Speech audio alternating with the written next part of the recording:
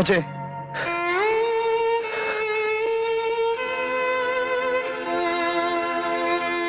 पागल हो गया तू? क्या क्या कर रहा है? मैं देख रहा था कि लहरों में टकराने की ताकत ज्यादा होती है या चट्टानों में बर्दाश्त की। क्या हुआ तुझे? प्रॉब्लम क्या है तेरी? कोई प्रॉब्लम नहीं है यार। तो फिर इतनी शराब पीने की वजह क्या है? आंसू पीने से अच्छा है आदमी शराब पी ले। अजय, तू मुझसे कुछ छुपा रहा है, बोल क्या बात है? कुछ नहीं यार, सब ठीक है। यार भी कहता है और अपने गम में शरीक भी नहीं करता। तुझे हमारी दोस्ती कसम, बोल क्या बात है? बुरा मत मानना यार, कुछ बातें दोस्ती के दायरे के बाहर होती हैं। ठीक है, लेकिन तू मेरे दिल के दायरे के बाहर नहीं। चल घर चल। नहीं, एक लगा के दूंगा। चल अब चल। राज, मुझे चल मेरे हाल चल। में छोड़ दे। संभाल के।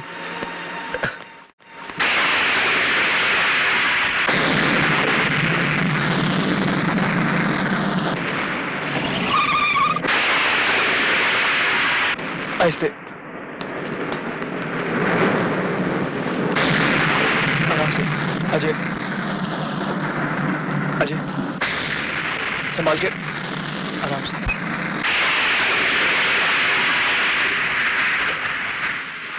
अच्छा, तो पी के आया है? वो वहां पासों ने खुशी में पार्टी दी थी, दोस्तों ने जबरदस्ती पिला दी इसे। थोड़ी सी चढ़ गई है। हाँ, मगर प्लीज ये डांटना मत, गलती तो मेरी थी, खामखा में से ले गया वहां। गलती तेरी नहीं है बेटे, खोट तो मेरी परवरिश में रह गई, वरना मैं तो इसी भरम में जी रही थी कि जिंदगी के किसी भी मोड़ पर इसके कदम नहीं टकमकाएंगे। अजय, अगर आंधियां मुझसे टकराई होती ना तो मैं नहीं टकमकाता, लेकिन क्या करूं, चोट दिल पर लगी थी और दर्द का सैलाब रगों में उमड़ रहा था। कोई सहारा तो चाहिए था ना मुझे। तो नशे का ये बांध उसे कब तक रोक पाएगा? उगल दे उस सैलाब को जो तेरे होंठों तक आकर लौट जाता है। रहने दे मां, वरना शब्दों की तलवार रिश्तों की वो डोर काट देगी जिससे हम दोनों बंधे हैं। ये क्या बकवास कर रहा है? होश में अजय, जानता है तो किससे बात कर रहा है? उस औरत से राज, जिसे देवी कहते हुए कभी मेरी जुबान नहीं लड़खड़ाई, जिसकी ममता का आंचल 25 साल जिंदगी के हर मौसम में मेरी हिफाजत करता रहा। लेकिन आज वही आंचल इस बेटे के सर से हटकर किसी गैर मर्द को छुपाने के लिए पर्दा बन गया। कौन है वो जिसने मेरी मां के गले से ममता का जेवर उतारकर अपने नाम का मंगलसूत्र पहना दिया? कौन है वो जिसकी लंबी उम्र के लिए मेरी मां करवा चौथ का व्रत रखती है? कौन है वो जो मेरी मां के दिल में मोहब्बत बनकर और मेरे दिल में नफरत बनकर पनप रहा है? बोल मां, बोल, जवाब दे। अगर तुझे एक औरत के चरित्र और मां की मर्यादा का खून ही करना था तो फिर ये सफेद साड़ी पहनकर विधवा होने का नाटक किस लिए? बोल, कौन है वो जो तेरी कोख को डस रहा है? किसके पाप की निशानी हूं मैं? इस हरामी के बाप का नाम क्या है? बोल, क्या नाम है इस हरामी के बाप का? बोल, क्या नाम है इनके बाप? तमीज, ज़बान दे, हैरत, इतनी बड़ी बात कहने की हिम्मत कैसे की तूने? बता, कैसे की हिम्मत? तू बीच में मत आ। ने आज इतनी घिनौनी बात कही। देख तो कैसी बातें कर रहा है। क्या कर रही है तू? होश में लिए तू, तो होश में आ। मुझे तो शर्म आती है अपनी कोख पर, जिसने तुझ जैसे बेटे को जन्म दिया। लोग झोपड़े में रहते हैं ना, उससे भी बुरा नहीं कहते।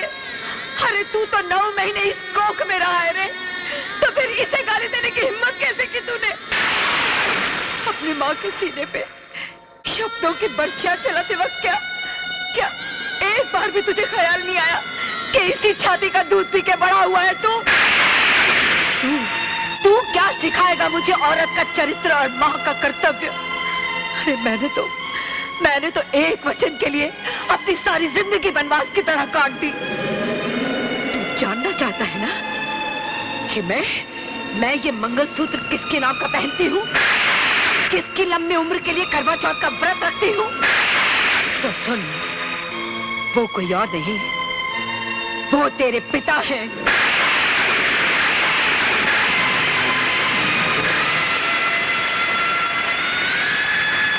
हाँ, आज तक मैंने तुझसे ये सच्चाई सिर्फ इसलिए छुपा के रखी क्योंकि तेरे पिताजी ने मुझे कसम दी थी कि जिंदगी के किसी भी मोड़ पे मैं तुझे नहीं बताऊंगी कि ना तू अनाथ है ना मैं विधवा।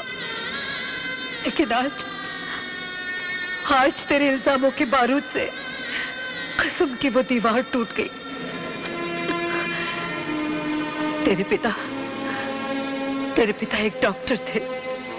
वो जिस अस्पताल में काम करते थे वहां के मालिक राय बहादुर को लोग देवता की तरह पूजते थे, लेकिन हकीकत में वो इंसानी जिस्म के अंगों का व्यापार करते थे। ये राज तेरे पिताजी पे उस दिन खुला जिस दिन। Yes, doctor Ravi here. क्या? मर गया? कैसे मर गया? उसके पेट में दर्द हो रहा था, उसे अपेंडिक्स की प्रॉब्लम थी, इसलिए डॉक्टर सिन्हा को उसे ऑपरेट करना पड़ा। लेकिन बच्चे ने ऑपरेशन टेबल पर ही दम तोड़ दिया। मेरे पेशेंट को ऑपरेट करने से पहले तुम लोगों ने मुझे इन्फॉर्म क्यों नहीं किया? सर, इमरजेंसी इतनी थी कि उस वक्त आपको बुलाया। बच्चे की बॉडी कहां है?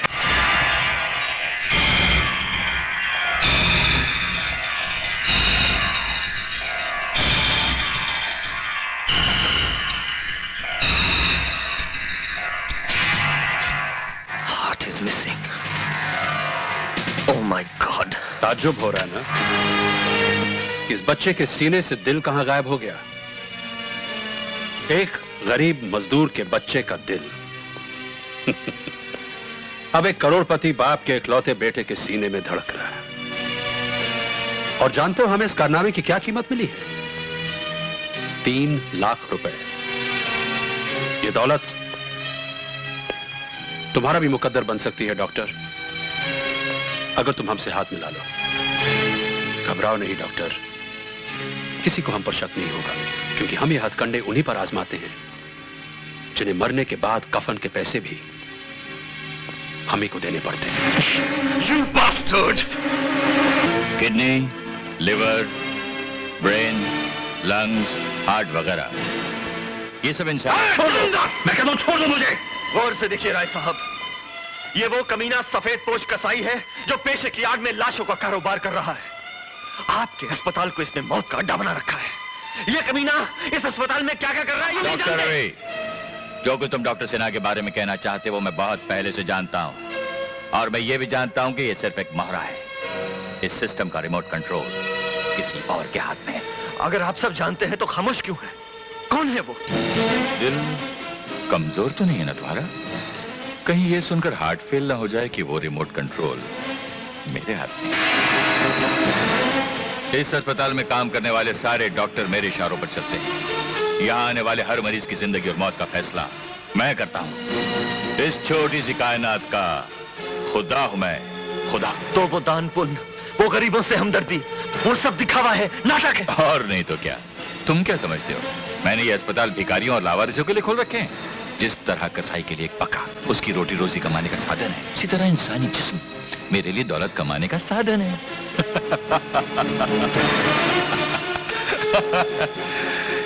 कितनी अजीब बात है ना डॉक्टर रवि। जिस मुल्क में जिंदा इंसानों की कोई कीमत नहीं, मैं उन्हें लाशों में बदलकर कीमती बना देता हूं। खैर, अब तुम हमारा राज जान ही गए हो तो हाथ मिलाने की कीमत बताओ। सिर्फ एक कफन जो मैं तेरी लाश पर डालूंगा। Relax doctor Ravi, relax. कीमत बताओ, कीमत। तू अपने आप को नीलाम भी कर दे तो मेरे जमीर की कीमत नहीं लगा सकेगा। मैं भी पुलिस को फोन करूंगा। पुलिस की क्या जरूरत है? उसका इंतजाम तो हमने पहले से कर रखा है। डॉक्टर जगदीश। आइए इंस्पेक्टर साहब। Inspector, arrest him. इंस्पेक्टर साहब, गुनहगार मैं नहीं हूँ, ये कमीने हैं जो बेकसूर मरीजों की जिंदगियों से खेल रहे हैं। अपने अस्पताल को कत्लखाना बना रखा है इन लोगों ने। गिरफ्तारी नहीं कीजिए इन्हें। Oh, you shut up and come with me. ये सब तुम्हारी मिली भगत है। मैं तुम्हारे गोरख धंधे का पर्दाफाश करके रहूंगा। मैं अदालत में चीख चीख कर कहूंगा कि मुजरिम तुम हो, तुम हो, तुम हो। Order order order. Doctor Sinha, आप अपना बयान जारी रखिए।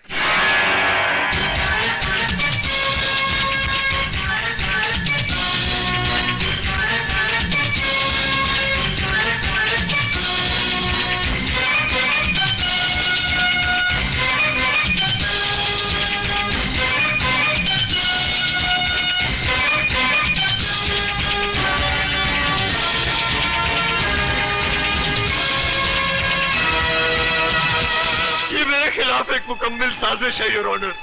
ये सारे सबूत, ये सारे गवाह राय बहादुर के खरीदे हुए मोहरे हैं। मैं सच कहता हूँ जज साहब, मैं निर्दोष हूँ। मैंने कोई पाप, मैंने कोई गुनाह नहीं किया जज साहब, मैंने कोई पाप, मैंने कोई गुनाह नहीं किया जज साहब। तमाम गवाहों और सबूतों की रोशनी में ये अदालत इस नतीजे पर पहुंची है कि डॉक्टर रवि ने रुपयों की खातिर एक मासूम बच्चे की जान ली और अपने पेशे को बदनाम किया। लिहाजा ये अदालत डॉक्टर रवि को डॉक्टरी के पेशे से खारिज करते हुए उम्र कैद बामुशक्कत की सजा सुनाती है।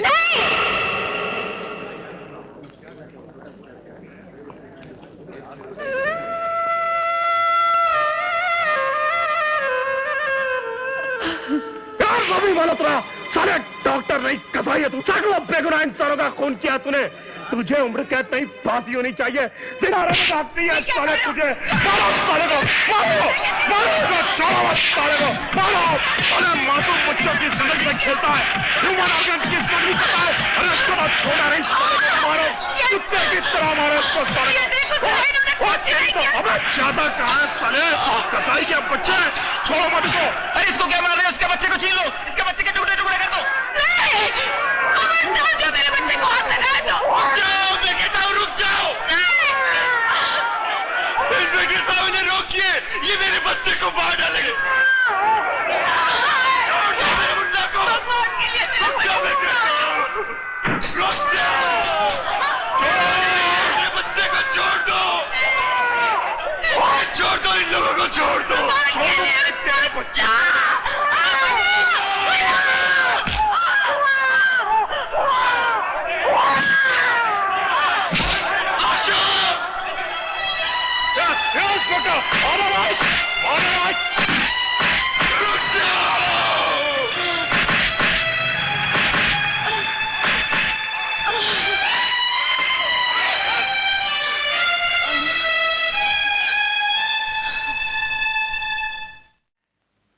आशा,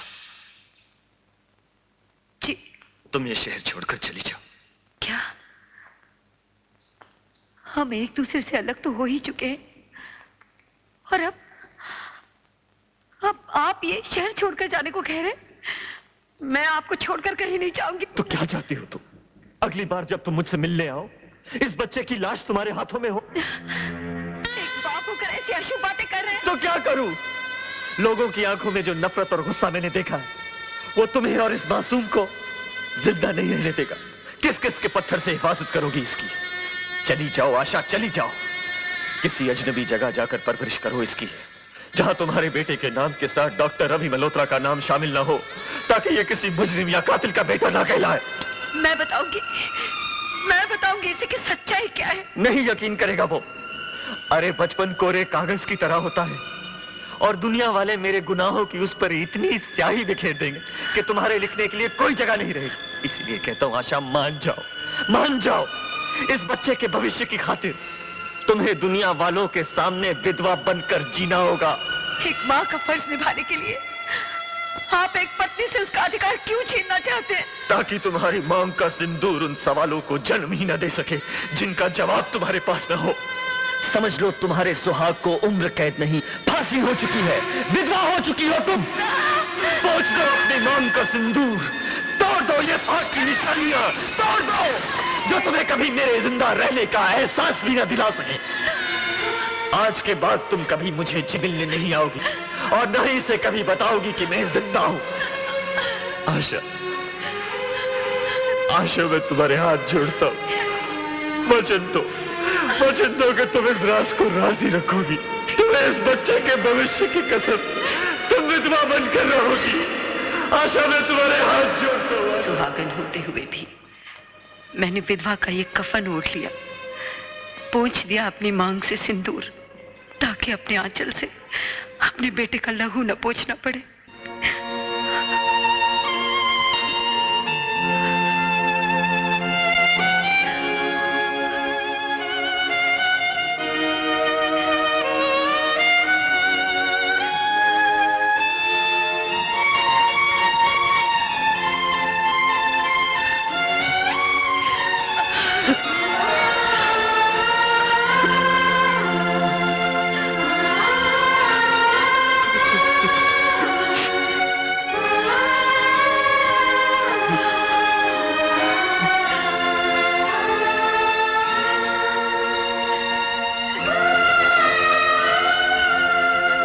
किस्मती की सलाखें थी वो, जिसके एक तरफ तू घुट घुट के जीती रही और दूसरी तरफ मेरा बेगुनाह बाप तड़पता रहा। लेकिन अब ये जुल्म और नहीं होगा। अपने बाप को बेगुनाह साबित करके उन हरामजादों को उनके अंजाम तक पहुंचाऊंगा मैं। नहीं बेटे, तू उनकी ताकत को नहीं जानता। बहुत खतरनाक है वो लोग। तू इसलिए डर रही है ना कि तेरा एक ही सहारा है, लेकिन इस सहारे को बैसाखी की तरह नहीं, तलवार की तरह इस्तेमाल कर मां, तलवार की तरह। मुझे आशीर्वाद दे मां।